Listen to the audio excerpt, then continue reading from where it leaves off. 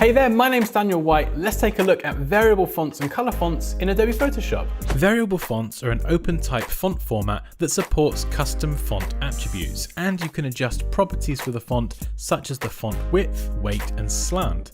Let's start by adding some text using the Type tool and selecting a variable font from the Fonts drop-down. Next, click to select your text and navigate over to the Properties panel, either on the right or by selecting it from the window menu at the top of the screen.